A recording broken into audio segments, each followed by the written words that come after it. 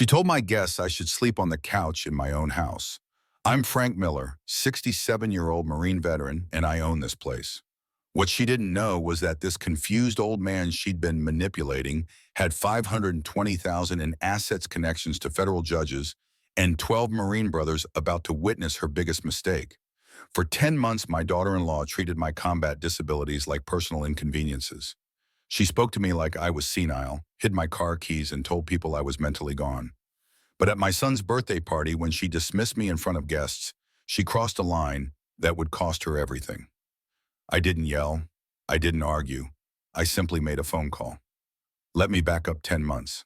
That's when Thomas, my son, moved in with his wife, Melanie, after I had what they called a fall. It wasn't a fall, it was a minor stroke. I recovered in 6 weeks. Full cognitive function, motor skills intact, except for some nerve damage in my left hand from an old Gulf War injury. But I was scared lonely. When Thomas suggested they stay to help, I said yes. That was my first mistake. Many times loneliness makes us accept things we'd normally never agree to. That's why I let them into my home, not because I needed care, but because I needed someone to talk to. Within a week, Melanie started treating me like I was already in a nursing home. She'd speak loudly and slowly like I was senile. "Frank, do you need help with your pills?" The whole neighborhood could hear her. "My hearing aid works fine. I just have partial hearing loss in my left ear from combat." There's a difference between damaged and deaf. But Melanie didn't care about differences. She moved my Marine memorabilia to the garage, said it was too aggressive for the living room. My dress blues, my unit photos, my Purple Heart display all vanished like I was some embarrassing relative. "We need to make the space more welcoming," she told Thomas. "Welcoming to who? This is my house." Then came the car keys. One morning they just disappeared from my bowl by the front door. "Dad, we think it's safer if we drive you places," Thomas said. Melanie nodded behind him, arms crossed. "I'm legally cleared to drive," I told them. "Doctor signed off on it." "We know what's best," Melanie said. That phrase became her favorite weapon. She started intercepting my mail. "I'll handle your bills, Frank. Less stress for you." She scheduled my doctor appointments without asking. When I protested, she'd sigh and say, "You're getting confused again." The worst part, I started believing her. I caught myself hesitating before speaking, wondering if I'd sound coherent. I'd sit quietly while they made decisions about my life, my house, my routine. The proud Marine who'd led 30 men in combat was becoming invisible in his own home. 24 years in the Marine Corps. I served in Desert Storm as a captain, leading 30 men through the harshest conditions imaginable. We lived in sand and heat that could break a man's spirit. We faced enemy fire and kept our composure. I earned my Purple Heart when an explosion left shrapnel in my left side. We all came home, all 30. And now in my own home, I couldn't even decide when to take my blood pressure medication. Melanie told her friends I was fragile. I heard her on the phone. "Frank's really declining. We're basically his caretakers now." She said it with this martyr's tone, like she was sacrificing so much. But I was paying their groceries, their utilities, their cell phone bills. I own this house outright. Bought it with a VA loan in 1980, refinanced and paid it off early in 2015. Current value $440,000, zero debt. My military pension brings in $41,000 a year. VA disability adds $18,000. My investment portfolio, built over 24 years of military service, sits at $520,000. I'm not rich, but I'm not poor either, and I'm definitely not incompetent. But Melanie had everyone convinced I was both. She'd interrupt me mid-sentence when I talked to visitors. "Frank gets confused about details," she'd explain, patting my shoulder like I was a confused child. My own son would nod along. The breaking point was coming. I could feel it building like pressure before a storm. What Melanie didn't know was that I'd been documenting everything. Every condescending comment, every decision made without my consent, every lie told about my mental state. And I had help she never saw coming. 3 months ago, I found the text messages. Melanie left her phone on the kitchen counter while she showered. A notification popped up from Thomas. "Did you talk to that attorney about the POA paperwork?" POA, power of attorney. I picked up the phone. The message thread made my blood freeze. Melanie to Thomas. "Your dad is basically gone mentally. We should start POA paperwork." "Thomas, you think he'll sign it, Melanie? He won't even understand what it is. Once we get guardianship, we can sell this house and upgrade. Thomas, what about his investments? Melanie, all of it. The lawyer says it's legal if he's declared incompetent. I screenshot every message, sent them to my own phone, deleted the evidence from her sent folder. They weren't trying to help me. They were planning to steal everything I'd worked for. $520,000 in investments, $440,000 house military pension, rights, VA benefits, everything a Marine earned through 24 years of service. They wanted to liquidate it all for their upgrade. What they don't understand is that my entire life I've been trained to fight battles others think I can't win. They're trying to steal from a man who spent his whole life protecting what belongs to others. That night, I called my old attorney.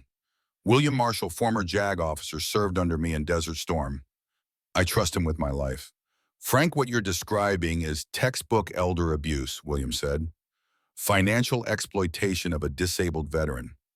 If they try to get guardianship without your true consent, we can hit them with criminal charges. What do I need? Documentation evidence of your competence, proof of their deception. I had the text, but I needed more. The next week, I scheduled my own doctor's appointment without telling Melanie. Dr. Sarah Langston has been my physician for 8 years. I told her everything. Frank, you're one of my sharpest patients, she said. Your cognitive function is completely normal. Your motor skills are excellent considering your service injuries. There's no medical basis for guardianship. Would you put that in writing? Absolutely. And I'm noting in your file that any claims about mental decline are false. But the real revelation came when I started adding up the numbers. This house isn't just my home. It's my largest asset in today's market. $440,000, no mortgage, no liens, clear title in my name only.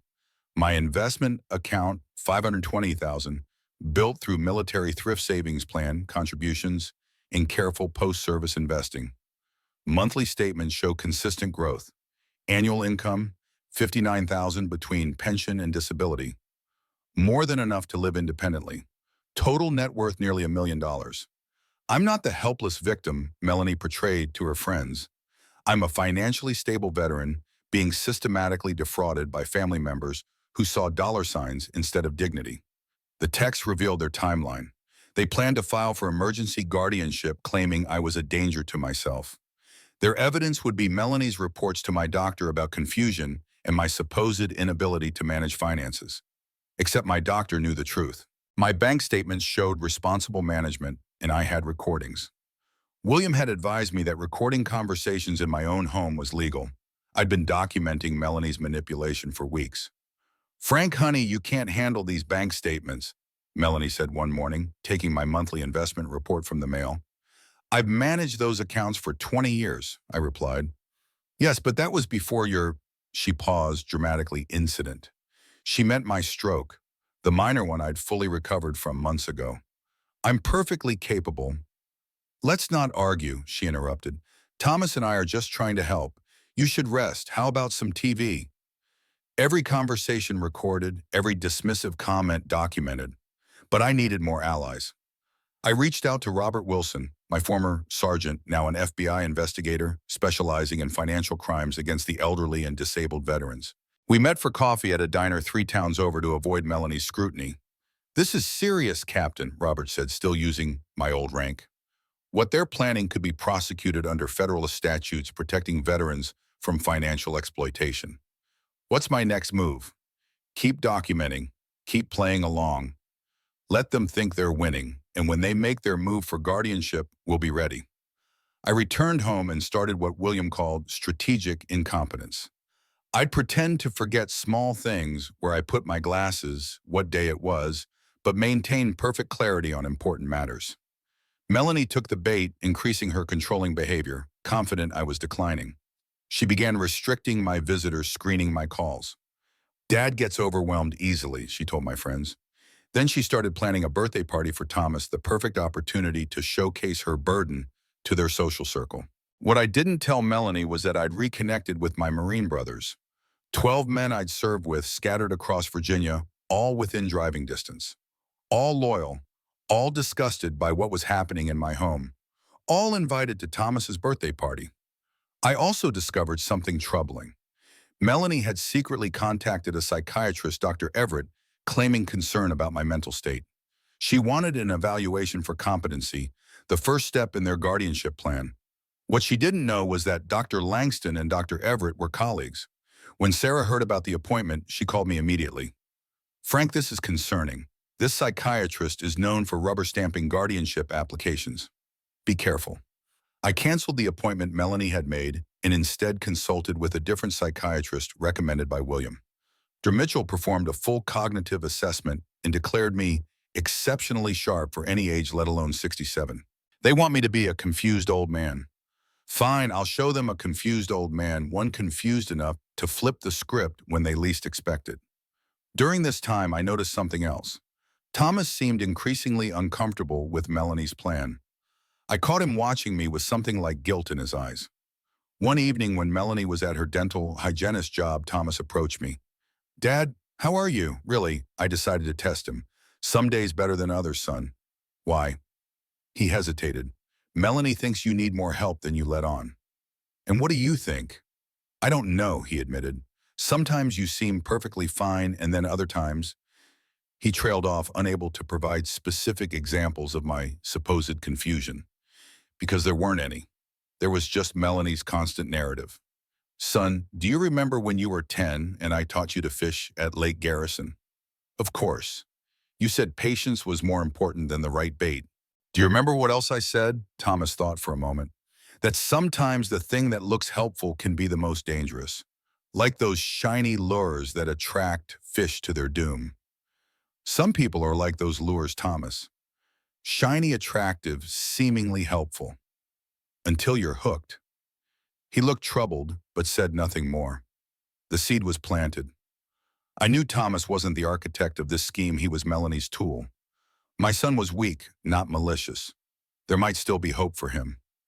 I hadn't told my daughter Laura about any of this. She lived in California with her husband and children, too far to see my daily reality. Melanie had been feeding her the same story about my decline, and without evidence to the contrary, Laura believed it. Our weekly calls had become stilted, with Laura speaking to me like I was a child. It broke my heart, but I decided not to enlighten her yet. I needed Melanie to believe her deception was working on all fronts. Meanwhile, I made a critical connection with my neighbor, Mrs. Henderson, an 80-year-old widow who lived across the street. Melanie had been using her as a prop in her narrative about my confusion. "Mrs. Henderson, Frank got lost walking home yesterday." She'd lie. "Thank goodness you spotted him and brought him back." After one such incident, I visited Mrs. Henderson privately. "Margaret, I need to tell you something important. I've never been lost in this neighborhood. I've lived here for 35 years. Mrs. Henderson's eyes widened. I knew something wasn't right. "Melanie asked me to agree with her if she ever mentioned you being confused. Said it was part of some therapy technique to help you accept assistance. Would you be willing to write down what she asked you to do?" "Young man, and at my age you are young, I'd do more than that. I'd testify in court if needed." Another ally secured. With William's help, I also installed small cameras in the common areas of my home legal in Virginia for homeowners. The footage would capture Melanie's behavior without her knowledge. The final preparation came when Melanie scheduled a meeting with an elder law attorney to discuss guardianship. She told me it was a financial planning session, but William had contacts at every law firm in the county. He alerted me to the real purpose. I arrived at the meeting clear-eyed and articulate. When the attorney, Mr. Patterson, began discussing options for when cognitive decline progresses, I interrupted. "Mr. Patterson, are you aware that I scored in the 95th percentile on my recent cognitive assessment, or that my physician has documented my competence, or that my military pension and investments are being managed perfectly well by me?" Patterson looked confused, then concerned. Melanie tried to salvage the situation. "Frank gets confused. He has good days and bad days." "Mr. Patterson," I continued, "I'd like to show you something." I presented my phone with the screenshots of Melanie's texts. "This is what my daughter-in-law really wants to discuss today. Not my well-being, but how to take control of my assets." The attorney excused himself and Melanie from the room, then returned alone. "Mr. Miller, I cannot and will not be part of what appears to be an attempt to exploit you. In fact, I'm obligated to report suspected elder abuse." I appreciate that, I said, but I have my own plan in motion. I'd appreciate your discretion for just 2 more weeks. He agreed and Melanie was furious on the drive home. What did you say to him? He refused to help us. Help you do what exactly, Plum? I asked innocently. Help us protect you, she snapped. The pieces were in place. William had prepared legal documents protecting my assets. Robert had alerted his FBI colleagues about potential financial exploitation. Dr. Langston and Dr. Mitchell had documented my competence. Mrs. Henderson and other neighbors were prepared to testify about Melanie's lies. And 12 Marine veterans were coming to Thomas's birthday party. The party was set for Saturday. Melanie had invited Thomas's colleagues from the insurance firm, her friends from the dental practice, and a few neighbors, including Mrs. Henderson. I had invited my Marine brothers. The stage was set for what Melanie thought would be her crowning achievement, public demonstration of my incompetence followed by swift legal action to take control of my assets. What she didn't know was that William and Robert would also be there, not as my attorney and FBI contact, but as old friends from my Marine days. She had no idea they even existed. The day of the party arrived. Melanie was in full performance mode, loudly directing me where to sit, what to eat, speaking to me in that exaggerated, patronizing tone. Frank, sweetie, why don't you sit here where it's quiet? She said, gesturing to a corner away from the main gathering. Too much excitement isn't good for you. My Marine brothers arrived one by one. Men in their 60s, still standing, straight still, fit, still observant. They watched Melanie's treatment of me with barely concealed disgust. William nodded to me slightly. Everything was in place. The moment came during dinner. We were all seated around tables in the backyard. Thomas was opening gifts. Melanie stood to make an announcement. We have out-of-town guests staying tonight, she said cheerfully. Frank has graciously offered to sleep on the couch so the Hendersons can use his bedroom. Mrs. Henderson looked shocked. I never agreed to. It's all arranged, Melanie interrupted. Frank doesn't mind. Do you, Frank? He gets confused about sleeping arrangements anyway. The backyard fell silent. This was the moment, the public humiliation designed to showcase my supposed incompetence. In my own home, the home I'd paid for, the home they planned to sell once they had control. I stood slowly. Actually, Melanie, I do mind. My voice was calm but carried across the yard. This is my house. I paid for it. I own it. And no one tells me where I'll sleep in it. Frank, you're confused. I'm not confused. I'm tired. Tired of you speaking for me. Tired of you lying about my mental state. Tired of you and Thomas plotting to take control of my assets. Gasps from the guests. Thomas looked stunned. Melanie tried to recover. Everyone, Frank, has episodes like this. It's part of his condition. What condition would that be? William spoke up. I've known Frank for 30 years. Served under him in Desert Storm. He's sharp as they come. And who are you? Melanie demanded. William Marshall, attorney, specialized in elder law and veteran affairs. He handed her his card. And this is my colleague, Robert Wilson. Robert stepped forward. FBI, Financial Crimes Division, specializing in elder abuse and exploitation of disabled veterans. Melanie's face drained of color. Thomas stood confused. Dad, what's going on? What's going on, I said clearly, is that for 10 months your wife has been systematically working to convince everyone, including you, that I'm mentally incompetent. The goal, legal guardianship, control of my assets, sale of my home, access to my investments, all nearly $1 million worth. I turned to the stunned guests. I have the text messages, I have recordings, I have medical evaluations confirming my competence. I have witnesses to her deception. I nodded to Mrs. Henderson, who nodded back firmly. This ends now, I continued. Robert, I believe you have some questions for my daughter-in-law about attempted financial exploitation of a disabled veteran. A federal crime, as I understand it. It's sometimes the best response to disrespect isn't shouting or arguing. It's a phone call to the right people, and I called all the right ones. What happened next unfolded like a military operation, precise, efficient, and overwhelming. Robert didn't arrest Melanie on the spot. That would come later. Instead, he began a formal interview right there in the backyard with witnesses present. Professional, calm, but unmistakably serious. Mrs. Miller, I'd like to ask you about these text messages discussing power of attorney and guardianship for your father-in-law. Melanie stammered, looked to Thomas for help. He stood frozen, the reality of their actions finally sinking in. These messages were taken out of context, she tried to explain. We were concerned about Frank's well-being, that's all. Robert scrolled through his phone. And this message, where you discuss selling Mr. Miller's house and liquidating his investments after obtaining guardianship. What's the context for that? By now, Melanie's friends had begun quietly leaving the party. Thomas's co-workers looked horrified. They worked in insurance where trust and ethical conduct were essential. They were witnessing the opposite. I'm not answering any more questions, Melanie finally said. That's your right, Robert replied. But I should inform you that I'll be filing a formal report with the Elder Abuse Unit of the FBI. Exploitation of disabled veterans is a priority for us. William stepped forward with a folder. I've also prepared an emergency restraining order preventing any attempts to file for guardianship or access Mr. Miller's accounts.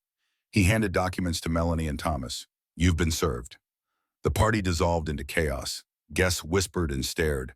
Thomas looked shell-shocked. But the Marines, my brothers, formed a protective circle around me. No grand gestures, just the quiet solidarity of men who'd faced danger together before. Major James Calloway, retired, who'd served as my executive officer, approached me quietly. Permission to speak freely, Captain. The old formality brought a smile to my face. Granted, Major. That woman would never have made it through basic training. No discipline, no honor. That's why I needed Marines for this mission, I replied. As the guests dispersed, I approached Thomas. He couldn't meet my eyes. Dad, I didn't know it had gone this far. I thought we were helping you. By declaring me incompetent, by planning to sell my home. Melanie said it was for your own good, that you needed professional care we couldn't provide at home. And the part about upgrading to a better house with my money, was that for my good too? He had no answer. Thomas, I'm giving you and Melanie 48 hours to move out of my house. Dad, please. 48 hours. I've arranged for a hotel room until you find a place. The reservations are paid for 2 weeks. Even now, I was looking after my son. Perhaps that was my own weakness. Melanie stormed over, her shock replaced by anger. You can't just throw us out. We live here. No, Melanie, you stay here in my house, which I own outright. And yes, legally, I can require you to leave. We have nowhere to go, William stepped in. Mrs. Miller, I've explained the legal situation to your husband. You have 2 options. Leave voluntarily within 48 hours or face formal eviction proceedings, which will occur alongside the federal investigation into elder abuse. Your choice. She turned to Thomas. Are you going to let him do this to us? Thomas finally looked up, meeting my eyes for the first time. Dad, I'm sorry. I didn't understand what was happening. I should have seen it. You should have, I agreed.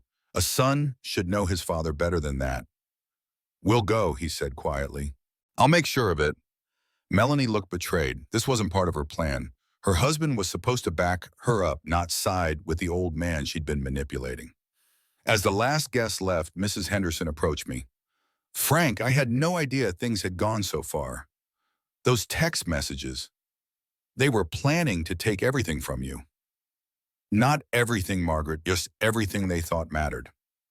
The Marines stayed. We sat on my back porch, drinking coffee, sharing stories from decades ago. No one mentioned the drama they'd just witnessed. That wasn't the Marine way. Instead, they talked about desert sand and long marches, about comrades lost and battles won. In their eyes, I wasn't a confused old man. I was still Captain Miller, their commanding officer. A man worthy of respect. Later that night, alone in my bedroom, the room Melanie had planned to give away, I called Laura in California. Dad, is everything okay? It's late there. Everything's fine, sweetheart. Better than it's been in months. But there's something you should know. I told her everything. The manipulation, the plan to declare me incompetent, the attempt to take control of my assets. Her shock turned to anger, then to tears. I believed her, Dad. When Melanie said you were declining, I believed her. I've been talking to you like you're... Oh God, I'm so sorry. You couldn't have known, Laura. You're 3,000 miles away. I should have visited more. Should have seen for myself. Well, you can visit now. The house will be a lot quieter in 48 hours. I'll book a flight tomorrow, she promised. The next morning, Thomas and Melanie began packing in silence. They moved around each other like strangers, the fallout from yesterday's revelations creating a palpable tension between them. I stayed out of their way, sitting on the front porch with my coffee, watching the neighborhood come alive. Mrs. Henderson waved from across the street.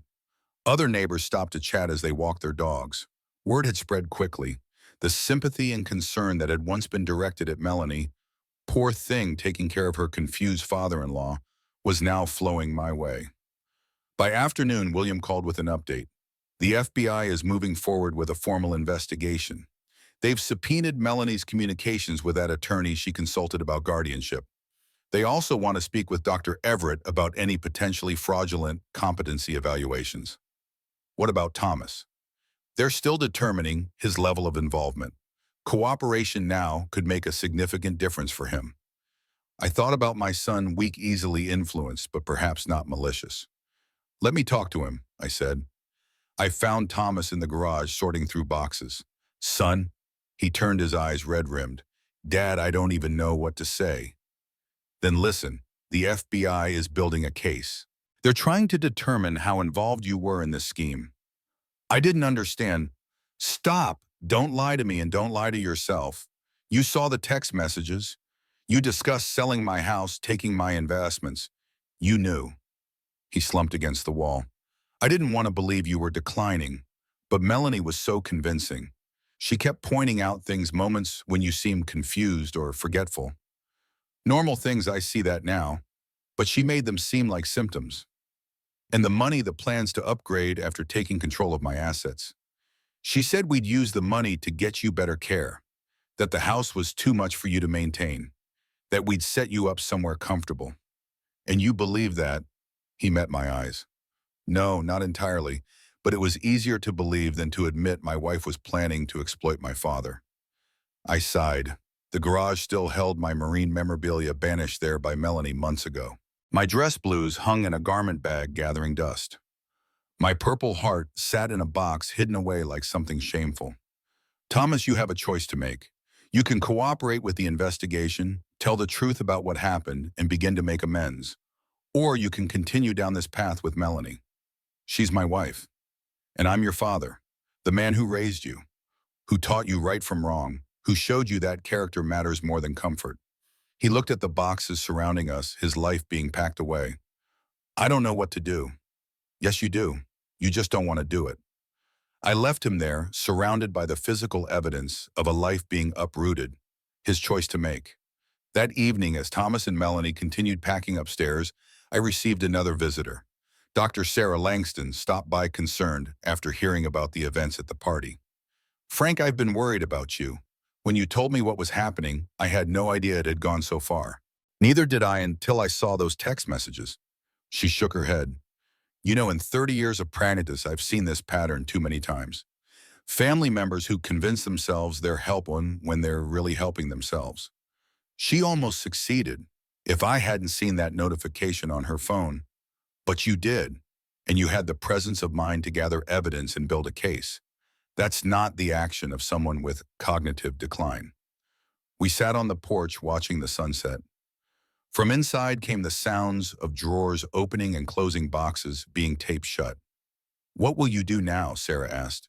Live my life, my way, in my house. Alone. Not alone. I have friends, neighbors. My daughters are coming to visit, and I'm thinking of volunteering at the VA.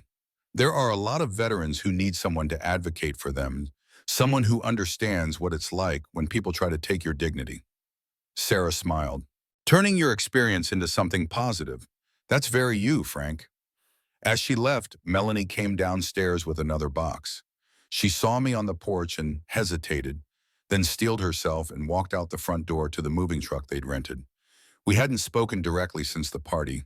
What was there to say? But as she passed, I caught her eye. Melanie, she stopped, wary. What? I want you to know something. What you did trying to take advantage of an older person, a disabled veteran, it's not just wrong, it's common. It happens to people who don't have Marine brothers or FBI connections or attorneys who care. People who are truly alone. People who can't fight back. She shifted uncomfortably. I was trying to help. No, you were trying to help yourself. There's a difference. And because of what you did to me, I'm going to spend the rest of my life making sure it doesn't happen to others. Every seminar I give, every veteran I advise, every family I warn about the signs of elder exploitation, they'll all be because of you. Her face hardened. You'll regret this, Frank. One day you'll be old and frail for real and you'll have no one. I smiled. I'd rather be alone by choice than surrounded by people who see me as a burden or a bank account. She walked away head high, still believing her own lies. Some people never learn. The 48-hour deadline arrived. Thomas and Melanie loaded the last of their belongings into the truck. I stood on the front porch watching. The neighbors watched too, this small drama playing out on our quiet street. Thomas approached me one last time. Dad, you have my number, son. When you're ready to make amends, call me, not before. Melanie sat in the truck, refusing to look at me. Thomas hesitated, then joined her. The engine started and they pulled away from my house for the last time. I wasn't sad, I wasn't angry, I was free. The next morning was the calm before the storm. Thomas and Melanie moved through the house with determination, unaware that their plan was already unraveling. Robert had filed his initial report with the FBI's Elder Abuse Division, documenting the evidence I'd gathered. William had prepared restraining orders, preventing any attempt to file for guardianship. The trap was set, but the final confrontation was still to come. I spent the morning in my garage, surrounded by the military memorabilia Melanie had banished there. My dress blues hung in the corner medals, still perfectly aligned. The Purple Heart display case had gathered dust. I ran my fingers over the glass, remembering the day General Mitchell pinned it on my hospital gown in Germany. I'd been hit, saving 3 of my men from an IED. I still had shrapnel in my left side, a permanent reminder of duty and sacrifice. It seemed ironic now. I'd survived combat only to be ambushed in my own home. The garage door opened and Thomas stood there awkwardly. Dad, Melanie wants to know if you're coming in for lunch. Is it my house or hers? I asked calmly. Dad, don't start. Don't start what? Asking who controls my meals in my home. Thomas sighed. She's just trying to keep you on a regular schedule. Like I'm in a nursing home or prison. The comment hit home. Thomas looked uncomfortable, glancing at the Purple Heart display. I never knew much about your service, he said, changing the subject. You didn't talk about it when I was growing up. There are things children shouldn't have to hear. I'm not a child anymore. I studied my son, 42 years old, successful in his career, respected in the community, and yet so easily manipulated by his wife. What had I missed in raising him? Where had his strength gone? No, you're not a child, which makes your choices all the more troubling. He flinched. Dad, the party's tomorrow, Thomas. Your birthday celebration. Lots of guests, lots of witnesses. Perfect timing for Melanie to showcase how incompetent I am, wouldn't you say? His expression told me everything. He knew. Maybe not the full extent of Melanie's plan, but enough. Enough to be complicit. It's not like that, he said weakly. Then what is it like? Explain it to me. But he couldn't, or wouldn't. He just shook his head and retreated back into the house. Later that afternoon, I met with William at a coffee shop 3 miles from my house. The distance was necessary. Melanie had taken to tracking my movements, claiming concern about my wandering. In reality, she was monitoring me to prevent exactly this kind of meeting. Everything's in place, William said, sliding a folder across the table. The restraining order is ready to file the moment they make a move toward guardianship. I've also prepared power of attorney documents naming me as your legal representative in case of actual incapacity, just to close any loopholes. And the recordings are all legal. Virginia is a one-party consent state for audio recording. As long as you were part of the conversation, you had every right to record it. I nodded, feeling the weight of what was coming. And Thomas, what happens to him when this all comes out? William hesitated. Frank, I understand he's your son, but he's an adult who appears to be participating in financial exploitation of a disabled veteran. Best case scenario, he cooperates with investigators and claims he was manipulated by Melanie. Worst case, he faces charges alongside her. The thought of my son facing criminal charges made my stomach turn. But I'd given him chances to step back to question what was happening. He'd chosen to look the other way. There's something else, William said, his expression serious. My contacts at the FBI say Melanie has been consulting with a financial advisor about liquidating assets quickly after gaining guardianship. She's already researching houses in North Carolina, places 3 times the value of your home. Using my money. Using your money, he confirmed. This isn't just about control, Frank. This is about theft, pure and simple. And it's more urgent than we thought. The birthday party isn't just for show, it's the final step before they file for emergency guardianship. They've already scheduled a competency evaluation for Monday morning. My blood ran cold. 3 days from now. Yes, with a psychiatrist who has a reputation for rubber stamping guardianship cases. If we weren't already watching, they might have succeeded. I thought about everything I'd built over a lifetime. My home purchased with a VA loan after years of service. My investments carefully grown through disciplined saving. My pension earned through blood and sacrifice. All of it about to be stolen by the woman my son had married with his passive consent. How common is this? I asked. William's face darkened. More common than anyone wants to admit. Elder financial abuse costs Americans over $36 billion annually. Veterans with assets and disabilities are prime targets, especially when family members are the perpetrators. It's the perfect crime when it works. The victim is discredited before they can even report it.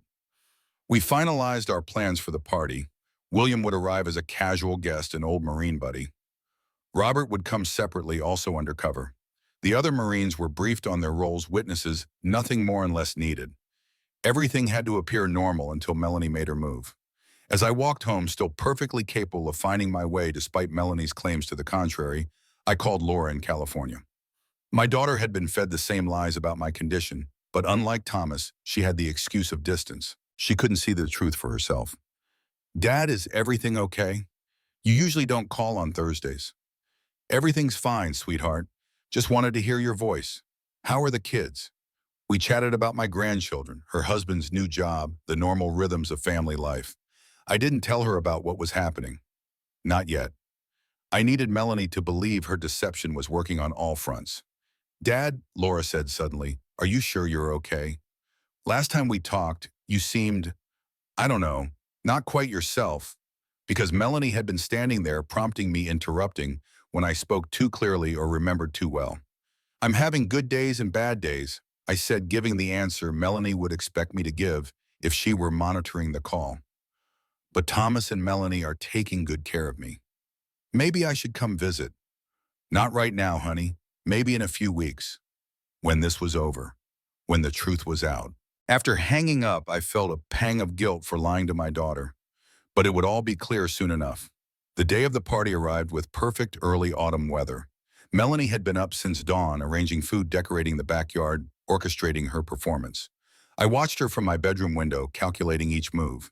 She'd chosen a bright yellow dress, cheerful, optimistic way, the perfect costume for her role as the devoted caretaker. Thomas seemed subdued, moving through his preparations with mechanical efficiency. The weight of tomorrow's scheduled competency evaluation must have been on his mind. The final step in their plan. At noon, I sent a text message to William, everything proceeding as expected. Operation Homecoming is a go.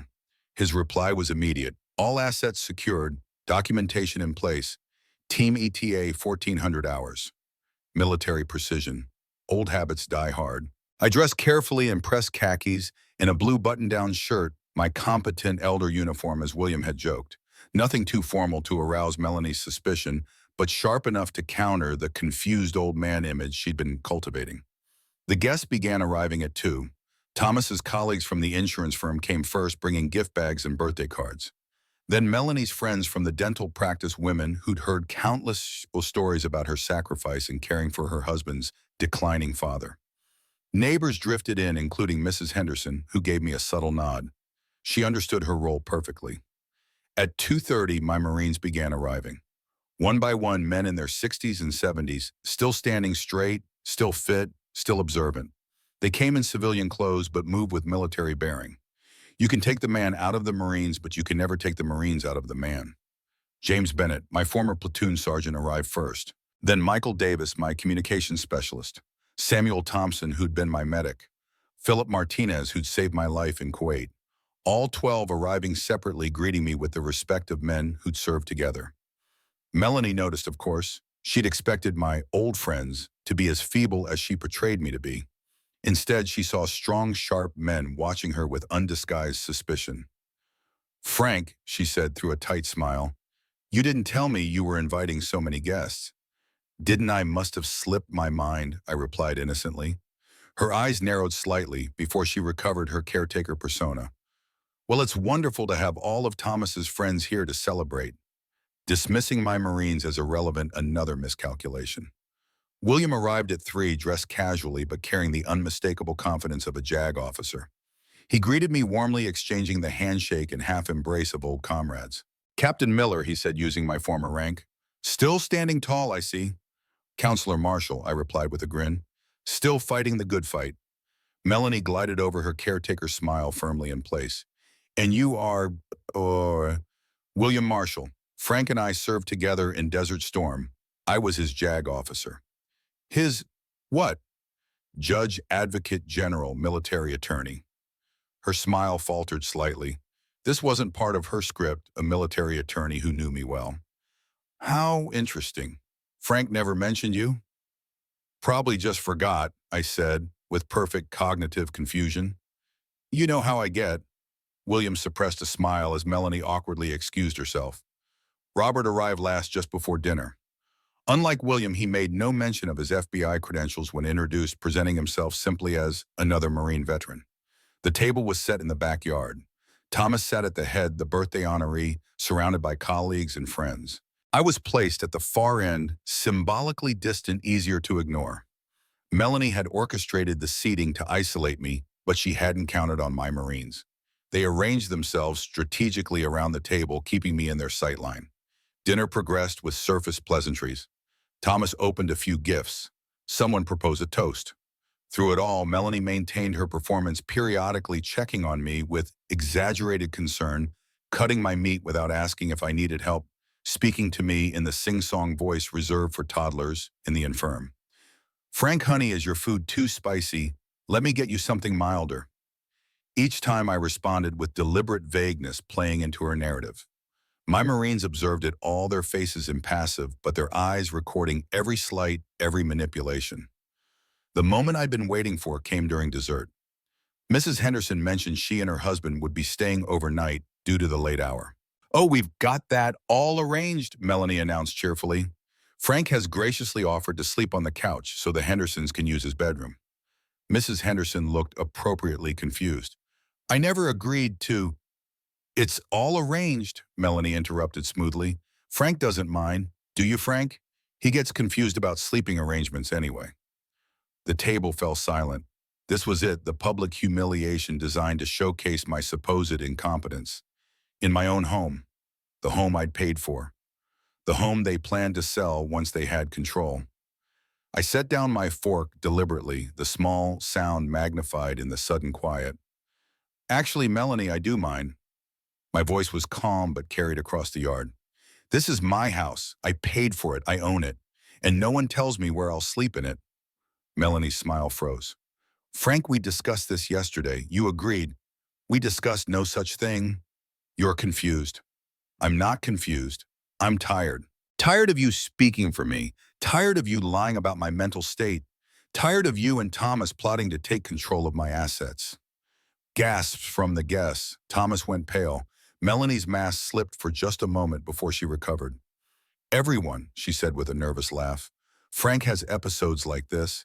It's part of his condition." "What condition would that be?" William spoke up, his attorney's voice cutting through the tension. "I've known Frank for 30 years, served under him in Desert Storm. He's sharp as they come." "And who are you to diagnose him?" Melanie demanded, dropping all pretense of pleasantness. "William Marshall, attorney, specialized in elder law and veteran affairs." He handed her his card. "And this is my colleague, Robert Wilson." Robert stood, his FBI credentials appearing in his hand as if by magic. Federal Bureau of Investigation, Financial Crimes Division, specializing in elder abuse and exploitation of disabled veterans. The backyard went completely silent. Melanie's face drained of color as she stared at the badge. Thomas stood confused and alarmed. "Dad, what's going on?" I looked at my son, feeling both anger and pity. What's going on is that for 10 months, your wife has been systematically working to convince everyone, including you, that I'm mentally incompetent. The goal, legal guardianship, control of my assets, sale of my home, access to my investments, all nearly $1 million worth. I turn to the stunned guests. I have the text messages. I have recordings. I have medical evaluations confirming my competence. I have witnesses to her deception. I nodded to Mrs. Henderson, who nodded back firmly. This ends now, I continued, turning to Robert. Agent Wilson, I'd like to formally report an attempted case of elder abuse and financial exploitation. Robert nodded, professional and serious. Mr. Miller, I'll need to ask Mrs. Miller some questions about certain text messages discussing power of attorney and plans to sell your home after obtaining guardianship. Melanie's friends began quietly gathering their purses. Thomas's colleagues looked horrified, exchanging glances. In the insurance industry, reputation and ethics were everything. This would follow Thomas long after today. I'm not answering any questions, Melanie declared, her voice shrill. That's your right, Robert replied evenly, but I should inform you that I'll be filing a formal report with the Elder Abuse Unit of the FBI. Exploitation of disabled veterans is a federal priority. William stepped forward with a manila envelope. I've also prepared an emergency restraining order, preventing any attempts to file for guardianship or access Mr. Miller's accounts. He handed documents to both Melanie and Thomas. You've been legally served. Thomas looked at the papers in his hand, then at me. Dad, I didn't know. Stop, I said, my voice hard. You knew. Maybe not everything, but enough. You saw how she treated me. You heard how she spoke to me. You read those text messages about selling my home and taking my investments. You knew. His face crumpled with shame. The party dissolved into chaos as guests began leaving, murmuring awkward goodbyes. Melanie stood frozen, her carefully constructed plan lying in ruins around her. Her eyes darted around wildly, looking for an escape, an excuse, a defense. Finding none. My Marines formed a protective circle around me, not with dramatic gestures, but with the quiet solidarity of men who'd faced danger together. James Bennett approached me as the backyard emptied. Permission to speak freely. Captain, the old formality brought an unexpected lump to my throat. Granted, Sergeant, that woman would never have made it through basic training. No discipline, no honor. That's why I needed Marines for this mission, I replied. As the last guest departed, I found myself facing Thomas and Melanie across the debris of the party. Plates of half-eaten cake, abandoned glasses, gift wraps scattered by the evening breeze, the remains of a celebration turned confrontation. This isn't over, Melanie said, her voice shaking with rage. You're just proving how unstable you are. Having people ambushed at a birthday party, normal people don't do that. Normal people don't try to steal their father-in-law's home, I countered calmly. And I didn't ambush anyone. I simply revealed the truth with witnesses present. You manipulated everything, took messages out of context, recorded private conversations. The way you manipulated medical appointments, the way you lied to my friends and neighbors about my mental state, the way you planned to declare me incompetent tomorrow morning. That stopped her. She hadn't realized I knew about the scheduled competency evaluation. Thomas looked between us, his face ashen. Dad, we were worried about you. After your stroke, my minor stroke from which I fully recovered, as confirmed by Dr. Langston and Dr. Mitchell. But Melanie said, yes, Melanie said a lot of things. I turned to my daughter-in-law, studying her with clear eyes. The question is why you believed her over your own observations. Over 30 years of knowing your father. Thomas had no answer. I want you both out of my house, I said quietly. You have 48 hours. You can't just throw us out. Melanie's voice rose to a shrill pitch. We live here. No, you stay here in my house, which I own outright, and legally I can require you to leave. We have nowhere to go. William, who had remained nearby, stepped in. Mrs. Miller, and I've explained the legal situation to your husband. You have two options: leave voluntarily within 48 hours or face formal eviction proceedings, which will occur alongside the federal investigation into elder abuse and financial exploitation. Your choice. She turned to Thomas, desperation in her eyes. Are you going to let them do this to us? Thomas met my gaze for the first time that evening. Something passed between us. Regret, recognition, resignation. Dad, I'm sorry, I didn't understand what was happening. I should have seen it. You should have. I agreed, feeling no need to soften the blow. A son should know his father better than that. We'll go, he said quietly. I'll make sure of it. Melanie looked at him with shock and betrayal. This wasn't how her plan was supposed to unfold. Her husband was meant to back her up to stand firm against the confused old man she'd been manipulating. Thomas, you can't be serious. This is your father's illness and talking. Stop it, Melanie. Thomas's voice was tired but firm. There's no illness. There never was. Just your lies and my willingness to believe them.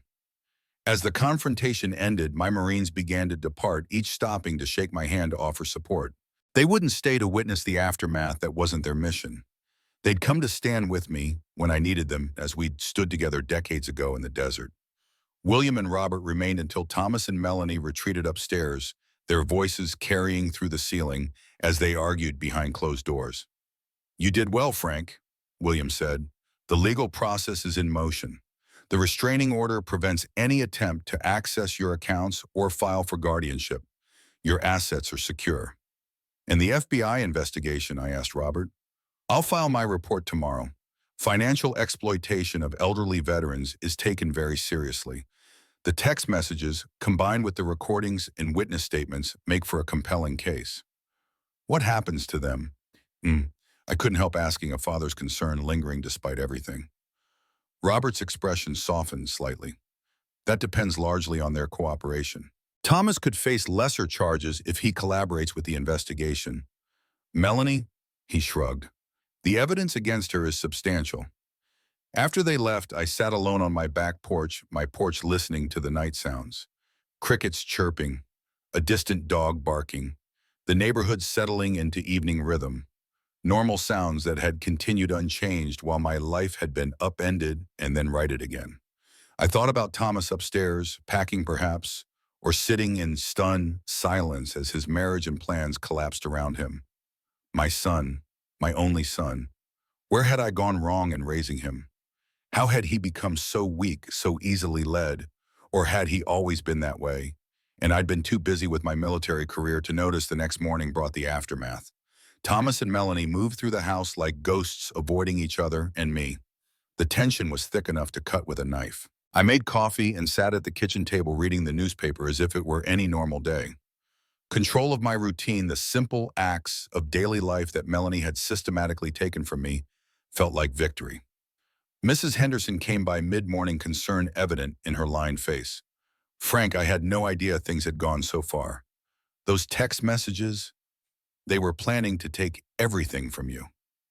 Not everything, Margaret, just everything they thought mattered. She touched my arm gently. If you need anything in the coming days, Meals Company, just someone to talk to, my door is always open. I appreciate that, but I think what I need most right now is to reclaim my independence.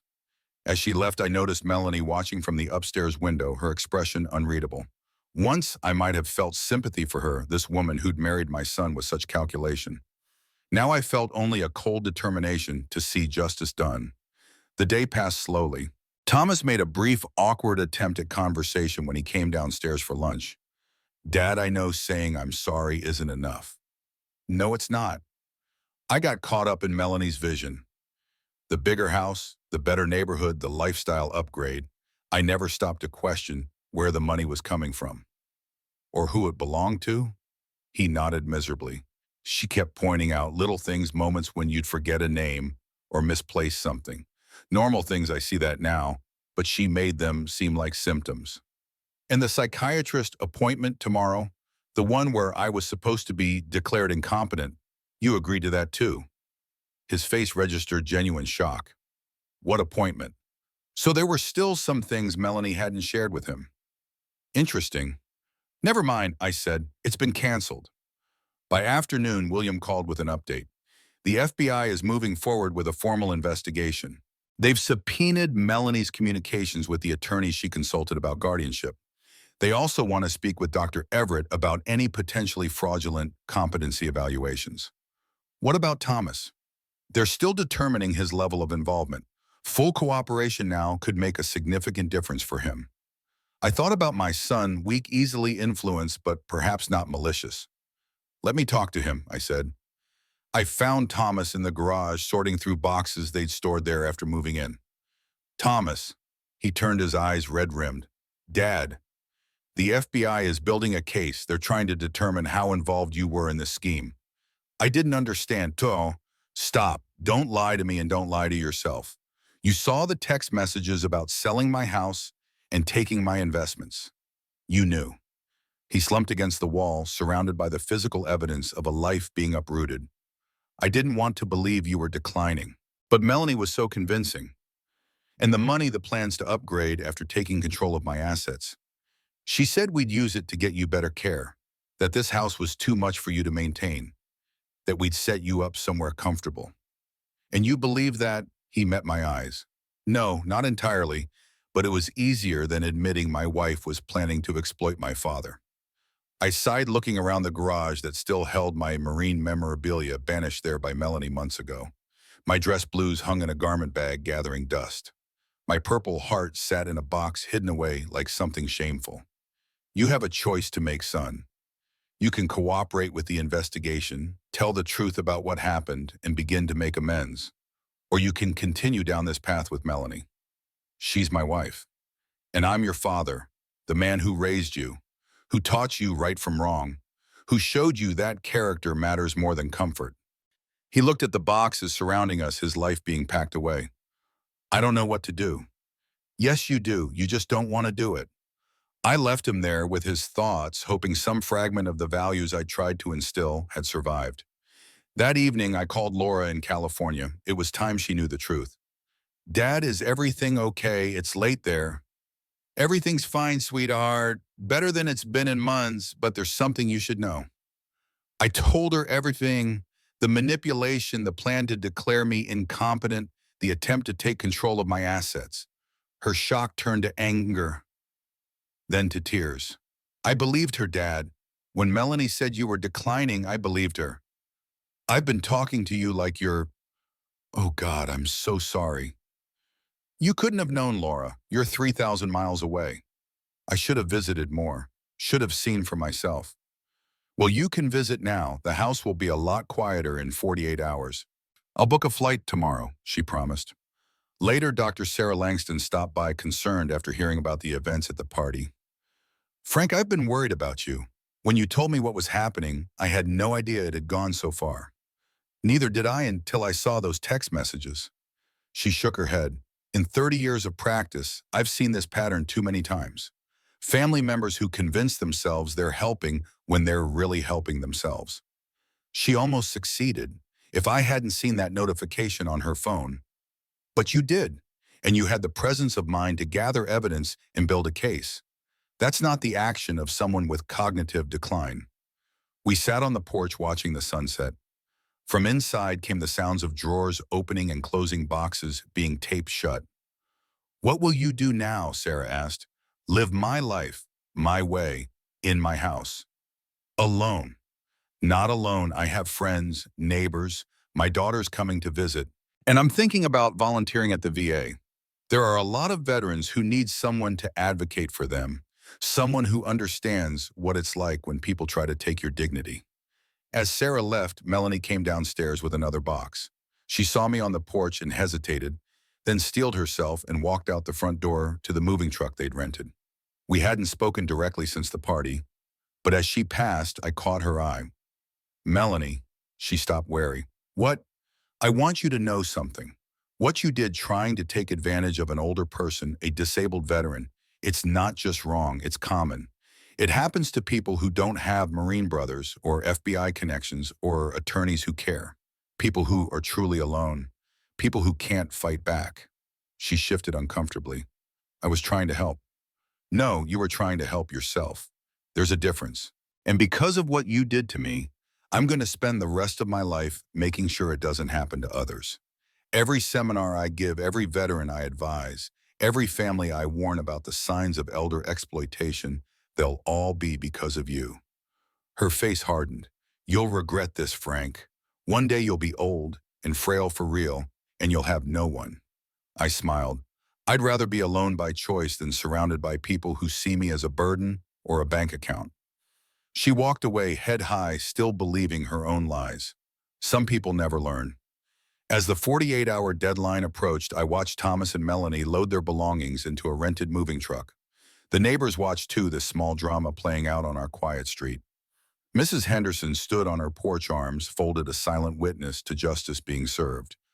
Thomas approached me one last time on the front porch. "Dad, you have my number, son. When you're ready to make amends, call me, not before." Melanie sat in the truck, refusing to look at me. Thomas hesitated, then joined her. The engine started and they pulled away from my house for the last time. I wasn't sad. I wasn't angry. I was free. "I was alone for 10 months while you lived in my house," I whispered as they drove away. "Being actually alone will be an improvement." The house felt different the next morning. Quieter. Emptier. Mine again. I walked through each room, slowly rediscovering spaces that had been subtly altered during Melanie's 10-month occupation. The living room where my marine memorabilia had once proudly hung. The kitchen where she'd reorganized cabinets to put things out of my reach. The study where she'd intercepted my mail and bills. I paused at Thomas's childhood bedroom, now stripped of the couple's belongings. It still held the faint echoes of my son's baseball trophies on a dusty shelf, growth marks on the doorframe, memories of a boy I'd raised to be better than the man he'd become. Where had that boy gone? When had he lost his way? The doorbell rang, pulling me from my thoughts. Through the peephole, I saw a young woman in a business suit holding a briefcase. "Mr. Miller, I'm Amanda Chen, Special Agent with the FBI's Elder Fraud Division. Agent Wilson asked me to follow up with you." I invited her in, offered coffee. She politely declined all business. "I understand you've been the victim of attempted financial exploitation by family members. I'd like to take your formal statement and review the evidence you've gathered." For the next 2 hours, I walked her through everything: the discovery of the text messages, the recordings of Melanie's manipulative behavior, the medical documentation of my competence, the witness statements from neighbors. Agent Chen took meticulous notes, occasionally asking clarifying questions. "Mr. Miller, this is one of the more thoroughly documented cases I've seen," she said finally. "Most victims don't realize what's happening until it's too late. By then the money's gone, the house is sold, and they're left with nothing." "I was lucky," I admitted. "If I hadn't seen that text notification on Melanie's phone—" "Luck played a part," she agreed. "But so did your training. Most civilians don't know how to gather evidence, build a case, or execute a controlled confrontation the way you did. Your military experience served you well." I hadn't thought of it that way, but she was right. My Marine training that had taught me to recognize threats, assess vulnerabilities, and develop countermeasures. I'd applied those same principles to Melanie's scheme. "What happens next?" I asked. "We'll continue our investigation, focusing on the extent of the conspiracy and whether others were involved. Your daughter-in-law's attorney, for instance, if he knowingly participated in planning fraudulent guardianship, that's a serious ethical violation." "And Thomas, my son," Agent Chen's expression softened slightly, "that depends largely on his cooperation. If he provides evidence against your daughter-in-law and demonstrates he was manipulated rather than a willing participant, the prosecutor may consider that." After she left, I called William for an update on the legal front. "The restraining order is in place," he confirmed. "Neither Thomas nor Melanie can attempt to access your accounts or file for guardianship. I've also sent notices to all your financial institutions flagging potential fraud attempts." "What about the psychiatrist, Dr. Everett, the one who was scheduled to evaluate me today?" "Ah, yes, interesting development there. When I contacted him about the canceled appointment, he seemed genuinely confused. He claimed he'd been told you were exhibiting dangerous behavior, wandering at night, leaving the stove on, forgetting to take critical medications, none of which appears in your medical records." Melanie's lies. Precisely. I've documented the discrepancy for the FBI. It shows clear intent to provide false information to obtain guardianship. After hanging up, I ventured into the garage where my Marine memorabilia still sat in boxes and covered display cases. One by one, I carried them back into the house. My dress blues, carefully preserved. My unit photos from Desert Storm. My Purple Heart, awarded after the IED explosion that left me with shrapnel in my left side and partial hearing loss. I hung them in the living room where they belonged, not as relics of the past, but as reminders of who I was, who I still am. The phone rang as I was adjusting the final display. Laura, my daughter. Dad, I've booked a flight for tomorrow morning. I should be there by early afternoon. You don't have to rush, sweetheart. Yes, I do. I can't believe what they tried to do to you. What I allowed them to do by believing their lies. You couldn't have known. I should have. The way Melanie controlled those phone calls, always hovering, interrupting whenever you started to sound too coherent. I should have recognized the manipulation. We see what we expect to see, Laura. Melanie crafted a convincing narrative. Well, I'm coming to see for myself now, and to help you however I can. After we hung up, I sat in my recliner, my chair in my living room, and allowed myself a moment of pure relief. The immediate threat had passed, my assets were secure. The truth was known, yet something still bothered me, an unresolved question, lingering like smoke after a firefight. Why hadn't I seen it coming? I'd led men in combat, anticipated enemy movements, recognized threats before they materialized. How had I missed the enemy within my own home for so long? The answer came with uncomfortable clarity. Loneliness had made me vulnerable. After my minor stroke, I'd been scared not of death, but of facing it alone. When Thomas and Melanie offered to move in, I'd seen it as a solution to that loneliness. I'd overlooked the warning signs because I wanted the company. The doorbell rang again. This time it was Mrs. Henderson carrying a casserole dish.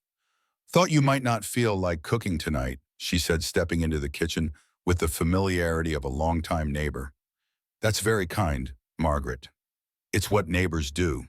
She set the dish on the counter, then turned to face me directly. "Frank, I want you to know how sorry I am that I didn't see what was happening sooner. When Melanie asked me to go along with her stories about your confusion, I thought it was some kind of therapy approach. I never imagined she was building a case to take your home. You couldn't have known. Maybe not at first, but I should have questioned it when things didn't add up. Like when she claimed you got lost walking home, but I saw you jogging the neighborhood 3 miles every morning, never missing a turn." I smiled at that. Despite my age and injuries, I'd maintained the fitness regimen of a Marine. 3 miles every morning, rain or shine. "What will you do now?" Mrs. Henderson asked as she prepared to leave. "Reclaim my life, my routines, my independence, and then figure out how to prevent this from happening to others. Others, veterans, elderly people, anyone vulnerable to this kind of exploitation. If it could happen to a Marine captain with legal connections and financial security, imagine how easily it happens to those without such resources." She nodded thoughtfully. "You know, the community center hosts a senior program on Thursdays. They're always looking for speakers. Someone with your experience could make a real difference." The seed of an idea took root. Not just speaking at the community center, but creating something more substantial. A program specifically designed to protect veterans from financial exploitation. Using my experience, my connections, my story. That evening, I called James Bennett, my former platoon sergeant, who'd attended the birthday party confrontation. "Captain Miller," he answered, still using my old rank after all these years. "How are things on the home front?" "Secure for now. The enemy has retreated." He chuckled at the military terminology. "Glad to hear it. Those of us who were there have been concerned." "I appreciate that. Actually, I'm calling because I'm developing a new mission, something that might interest you and the others." "I'm listening." I outlined my idea, a program to educate veterans about financial exploitation, help them recognize warning signs, and connect them with legal resources if needed. "We could call it Operation Shield," James suggested, "protecting those who once protected us." "I like that. Count me in, Captain. And I know the others will want to participate too." After hanging up, I felt a sense of purpose I hadn't experienced since retirement. The exploitation attempt had taken something from me. My sense of security, my trust in my own son, but perhaps it had given me something in return. A mission, a way to serve again. The next day dawned bright and clear. I resumed my morning routine, the one Melanie had systematically disrupted. 3-mile jog through the neighborhood. Breakfast at my own kitchen table, reading the newspaper without interruption. Coffee exactly the way I liked it, not the way Melanie insisted was healthier. Small freedoms, but meaningful ones. Mid-morning, I received a call from Dr. Sarah Langston. "Frank, I've been contacted by the FBI regarding Melanie's attempts to falsify your medical condition. They asked for copies of your recent cognitive assessments. I hope you provided them. Of course. They show you're absolutely competent, exceptional cognitive function for any age, let alone 67. The agent seemed particularly interested in the discrepancies between my records and what Melanie had been telling others. She needed me to be declining to justify guardianship. Exactly. And when reality didn't match her narrative, she simply invented symptoms. Classic gaslighting. After we hung up, I spent some time organizing the home office that had been taken over by Melanie. She'd reorganized my filing system to the point of chaos, another subtle way of undermining my independence. One by one, I restored order to the financial records, military documents, and personal papers that chronicled my life. In a locked drawer, I found my military journal, a record of my time in Desert Storm. I hadn't opened it in years, but now I sat down and began reading. Notes about troop movements, strategic decisions, the weight of command, and between the tactical assessments, reflections on leadership, on responsibility, on the duty to protect those under your command. I'd led 30 men through a war zone and brought them all home. I'd made life and death decisions under fire. I'd earned respect through competence and care, not manipulation and deceit. The contrast with Melanie's behavior couldn't have been starker. My reflection was interrupted by a knock at the door. I opened it to find Thomas standing there looking haggard and uncertain. "Dad, Thomas, can we talk?" I hesitated, then stepped aside to let him in. He entered cautiously, like a visitor, rather than the son who'd lived here for most of his childhood and the past 10 months. "I thought you were staying at a hotel," I said, leading him to the living room. "I am. Melanie's there now." He noticed the Marine memorabilia restored to its rightful place on the walls. "You put everything back. It's my house." He nodded, accepting the rebuke. We sat across from each other, the coffee table between us, like neutral territory in a war zone. "I've been cooperating with the FBI," he said finally, "telling them everything I know about Melanie's plan, which is more than I admitted to myself." He ran a hand through his hair, a gesture of stress I remembered from his teenage years. "She started talking about guardianship after your stroke. At first it seemed like genuine concern. You were vulnerable, confused during your recovery. We moved in to help. And then the recovery timeline passed, but the narrative didn't change. Whenever I mentioned moving back to our apartment, Melanie would point out some new symptom of your decline. A missed appointment, a forgotten name. Normal things, I see that now, but she made them seem like red flags. And the financial aspect? The plans to sell my house and access my investments." He looked down, shame evident in his posture. "She started by suggesting we might need to help manage your finances. Then it escalated to talks about selling the house because it was too much for you to maintain. The idea of using your investment money came later, justified as necessary for your specialized care, which I never needed." "No." He met my eyes directly. "You never did. And I knew that, Dad. Deep down I knew. I just didn't want to admit it because it meant acknowledging what Melanie really was. Who she really was. And who is that Thomas? Someone who saw your assets as an opportunity. Someone willing to manipulate and lie to get what she wanted." He paused. "Someone I'm divorcing." That caught me by surprise. "You've decided, after the party, after seeing the evidence, after watching her refuse to admit any wrongdoing?" "Yes, I've decided. I've already spoken with an attorney. I studied my son, looking for the weak, easily influenced man who had enabled Melanie's scheme. Instead, I saw glimmers of the boy I'd raised, honest, direct, willing to admit mistakes. The FBI agent said my cooperation could affect the charges against me," he continued. "But that's not why I'm doing it. I'm doing it because it's right, because I should have protected you instead of helping her target you. Yes, you should have. I know it's not enough, Dad. I know saying I'm sorry doesn't erase what I did, what I allowed, but I want to make amends somehow. I thought about the program I was developing with James and the other Marines, about Operation Shield. There might be a way," I said slowly. "I'm starting something, an initiative to help veterans recognize and prevent elder exploitation. Your experience could be valuable, the perspective of someone who participated in such a scheme, who recognized the warning signs but ignored them." "A cautionary tale," he said with a sad smile. "More like a second chance, He nodded, understanding the offer for what it was: not forgiveness, not yet, but a path toward redemption, a way to use his mistakes to help others. "I'd like that," he said quietly. After Thomas left, I sat for a long time processing the conversation. My son had made terrible choices, had nearly cost me everything I'd worked for, yet he was still my son. The boy who'd looked up to me, who'd worn a homemade Marine uniform for Halloween 3 years in a row, who'd cried when I deployed to Desert Storm. Could I rebuild that relationship? Should I? These questions were still swirling when Laura arrived from California. She rushed up the front walk and embraced me fiercely. "Dad, I'm so sorry. I should have been here." "It's okay, sweetheart." "No, it's not." I believed them. When Melanie said you were declining, I believed her without question. I guided her into the house, where she looked around with fresh eyes, noticing the restored military memorabilia, the order that had returned to the space. "You look," she searched for the right word, "strong, healthy, not at all like what Melanie described." "I had a minor stroke 10 months ago. I recovered, that's all." "But she made it sound like you were one step away from full-time care. She sent me videos of you looking confused, disoriented.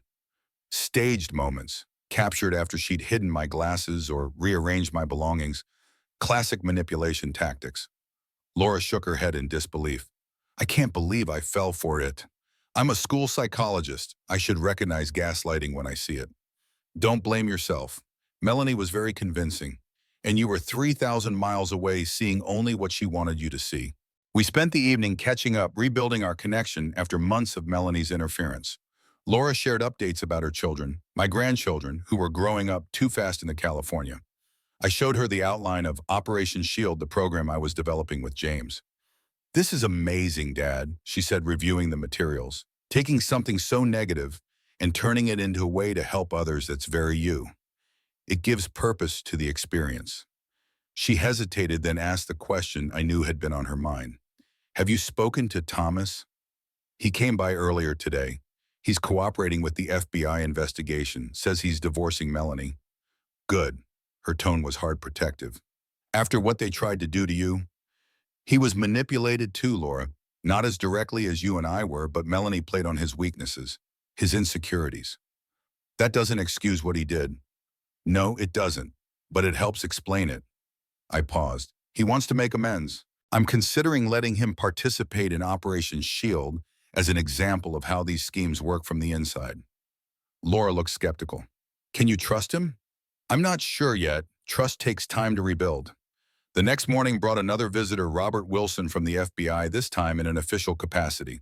"Captain Miller, I have updates on the investigation you may want to hear." We sat in the kitchen over coffee while he outlined the latest developments. "We've been reviewing Melanie's communications with several professionals, attorneys, financial advisors, and a psychiatrist. There's a clear pattern of intentional misrepresentation regarding your cognitive state and her motivations." "Tell me something I don't know," I said dryly. "How about this? She's done it before." That got my attention. "What?" "We found records of a previous marriage before Thomas. Her first husband was a retired school teacher, 20 years her senior. She moved in after he had a health scare, gradually isolated him from family, and eventually gained control of his assets through guardianship." "What happened to him?" "Died in a nursing home 2 years later. By then, she'd liquidated most of his assets and moved on.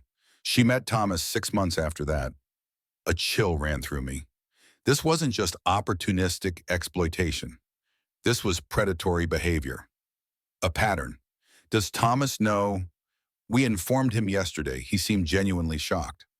I thought about my son, manipulated by a woman who had apparently targeted him specifically because of his connection to me, a disabled veteran with substantial assets. "There's more," Robert continued. "The attorney she consulted about your guardianship has been involved in several questionable cases. We're investigating possible patterns of facilitating fraudulent guardianships for financial gain." "A co-conspirator?" "Potentially. The same goes for Dr. Tissot. Everett, the psychiatrist who was scheduled to evaluate you. He signed off on several competency evaluations that led to guardianships later challenged as fraudulent." "A network," I said, understanding dawning. "Not just Melanie acting alone, but professionals who participate in these schemes." "Exactly. Elder exploitation is rarely a solo operation. It often involves attorneys, medical professionals, financial advisors, people who should be protectors, becoming predators. This revelation added a new dimension to my planned Operation Shield.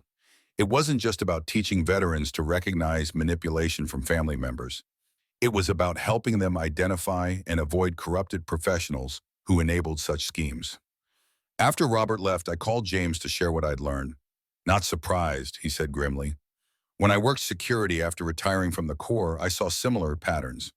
Predators working together targeting vulnerable seniors with assets. We need to expand Operation Shield, I told him. Include guidance on vetting professionals, attorneys, doctors, financial advisors. Warning signs of corruption or conflict of interest. Agreed. I know a few retired JAG officers besides William who might want to contribute to that aspect. The pieces were coming together. A comprehensive program to protect veterans from the very scheme that had nearly victimized me.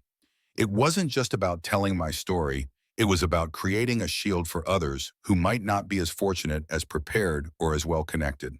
That afternoon, I received a call from Agent Chen at the FBI. Mr. Miller, we have enough evidence to proceed with charges against Melanie Miller for attempted financial exploitation of a disabled veteran. The U.S. Attorney is reviewing the case now.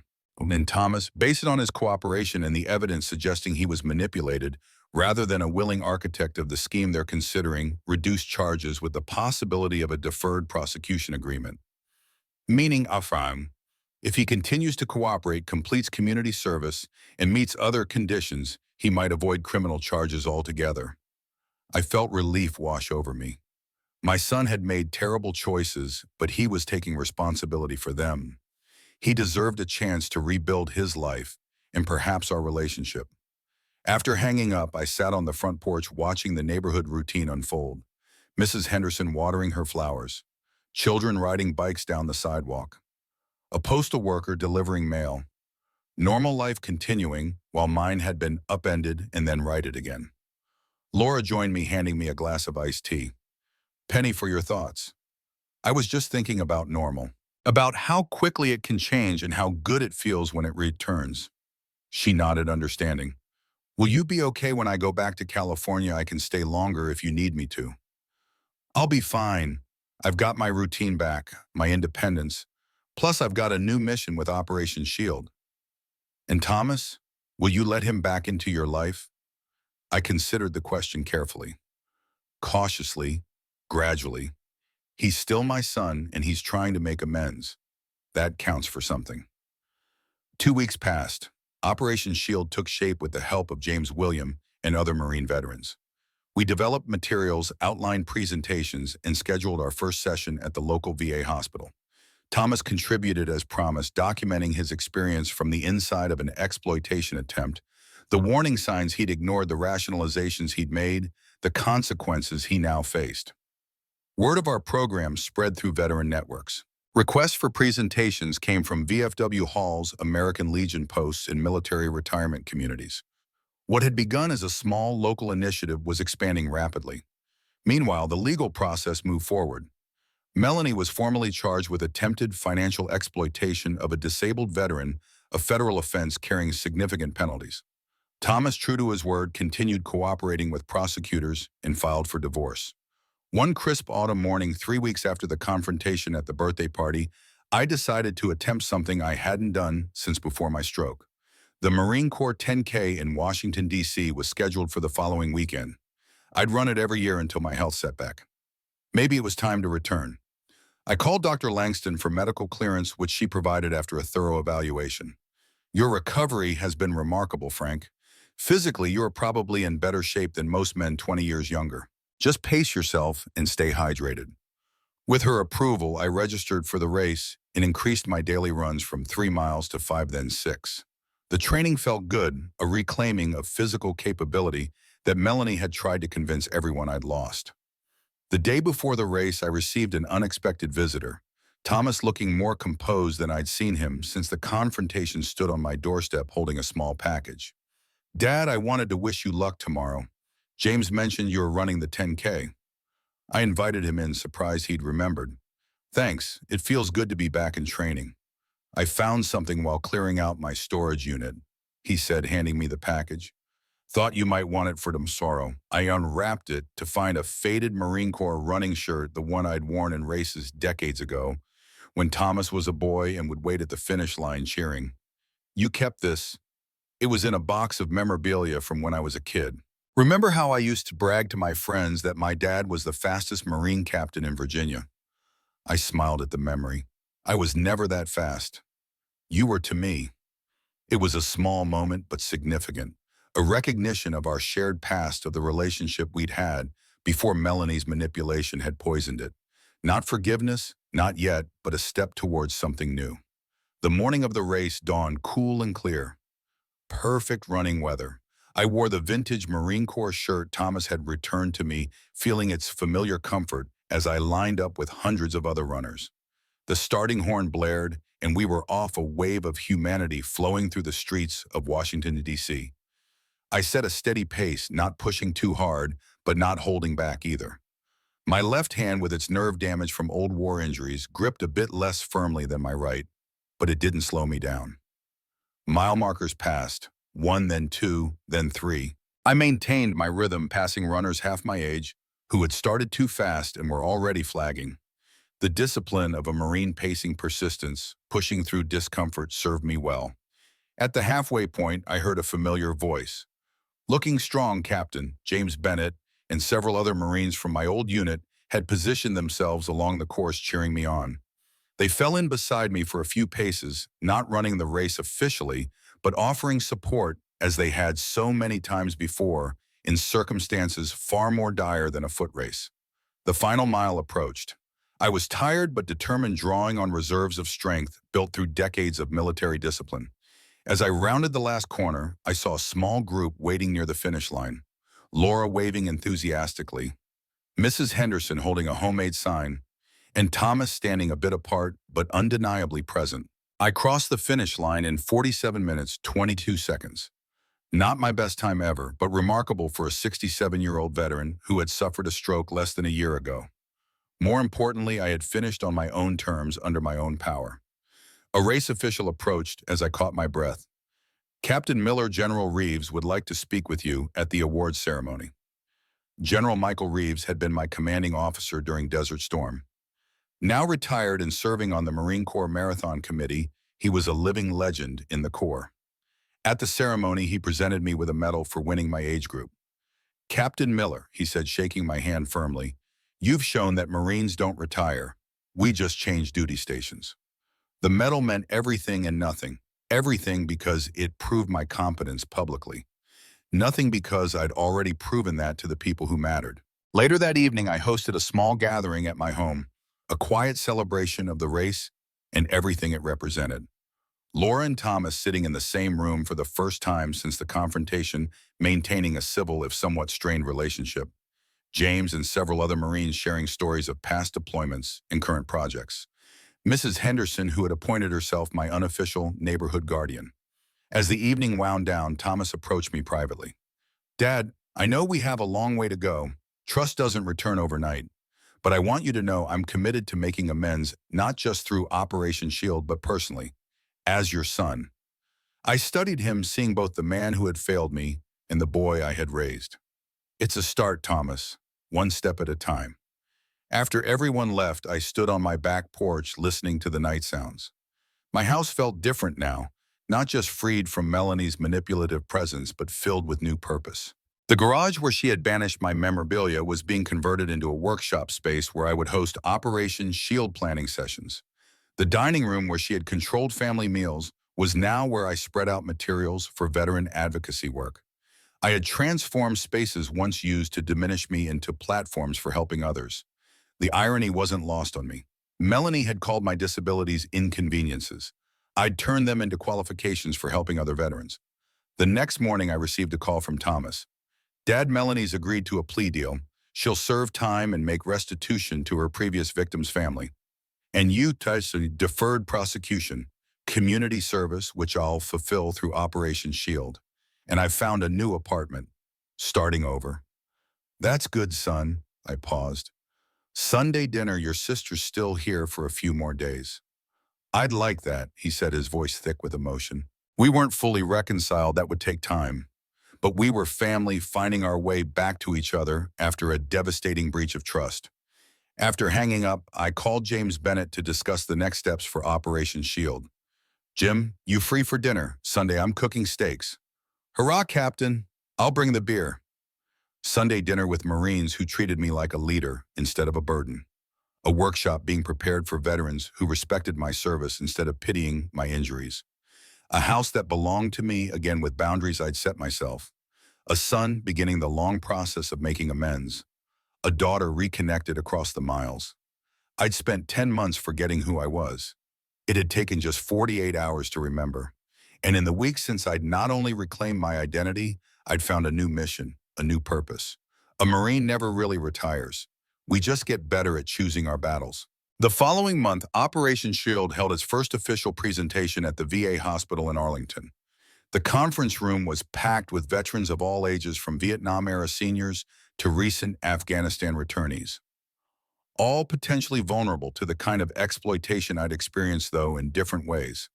I stood at the podium looking out at their faces, men and women who had served their country, who deserved protection in their civilian lives. My name is Frank Miller, I began, Captain United States Marine Corps, retired. And 6 weeks ago, I nearly lost everything I'd worked for to a predatory scheme targeting veterans like us. I told my story simply, honestly.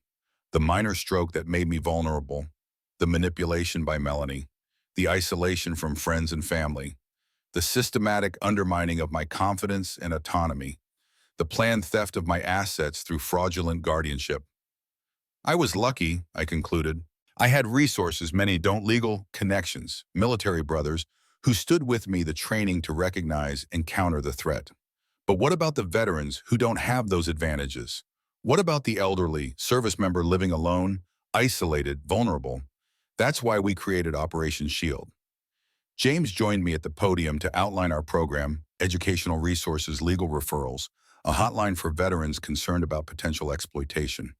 Then William presented the legal framework explaining the rights veterans have and the warning signs of fraudulent guardianship schemes. Finally, Thomas took the stage.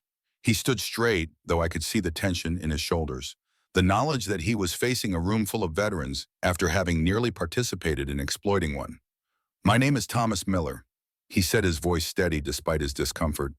And I almost helped steal my father's home, his savings, his dignity.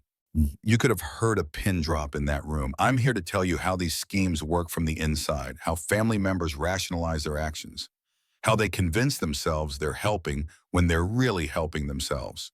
And most importantly, how to recognize when someone is trying to manipulate you or someone you care about.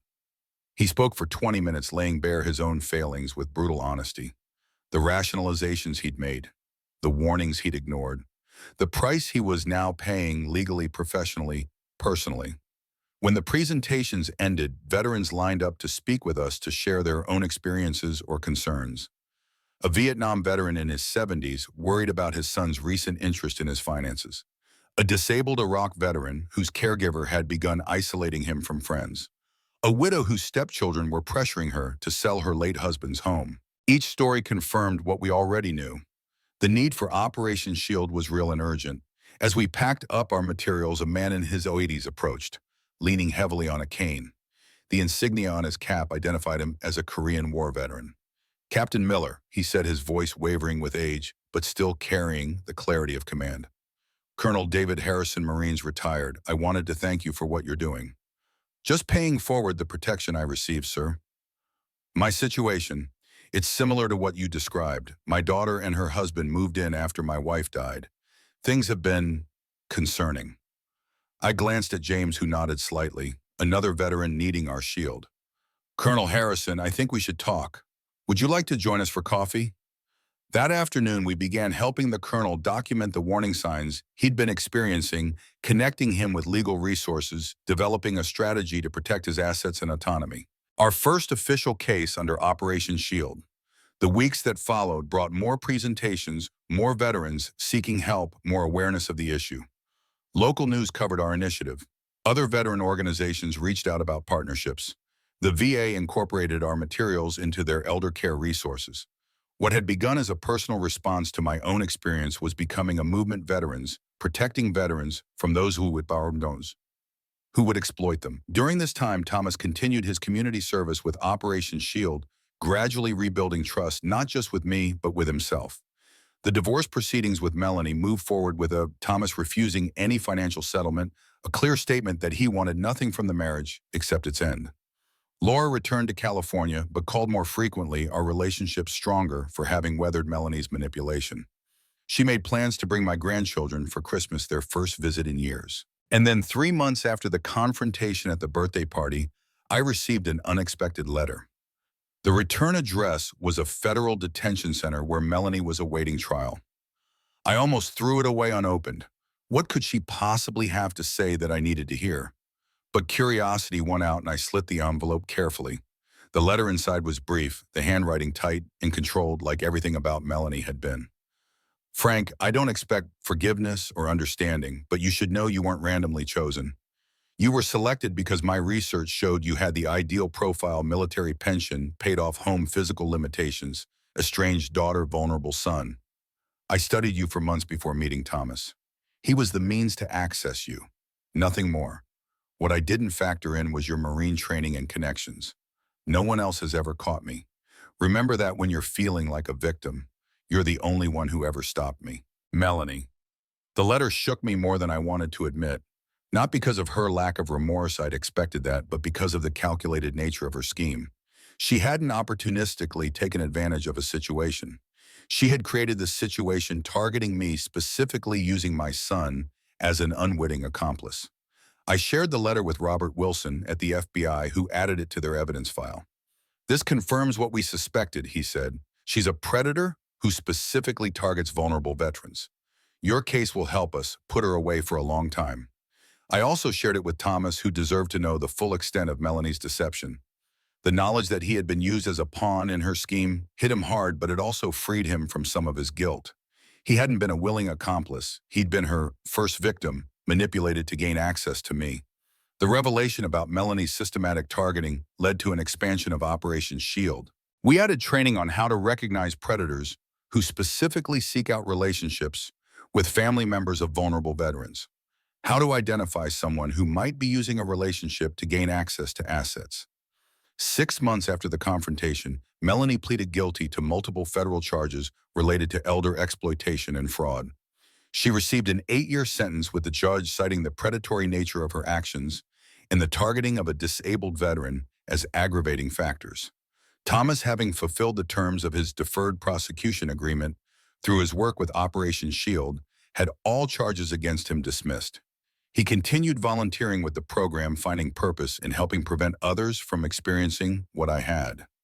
Operation Shield expanded to 3 states with plans for national reach. We partnered with veterans organizations, elder law specialists, and law enforcement agencies to create a comprehensive support network for vulnerable veterans. 1 year after my fall, the minor stroke that had made me vulnerable to Melanie's scheme, I stood on the starting line of the Marine Corps Marathon. Not just the 10K this time, but the full 26.2 miles. At 68 years old, I wasn't aiming to win, just to finish. To prove to myself that I could. Beside me stood James Bennett and 3 other Marines from my old unit, all running in support of Operation Shield. Thomas waited at the finish line with Laura and my grandchildren holding signs and ready to cheer us on. As the starting horn sounded and we began moving forward, I reflected on the journey of the past year, from vulnerability to strength, from isolation to connection, from victim to advocate. The marathon would be hard, just as the past year had been hard. But Marines are trained for hard things. We're taught to endure, to push through, to complete the mission, no matter the obstacles. And my mission was clear: to live fully, to help others, to protect those who had once protected our country, to ensure that no veteran would face alone what I had faced. 1 step at a time, 1 mile at a time. Just like recovery, just like healing, just like life. A Marine never really retires. We just find new battles worth fighting.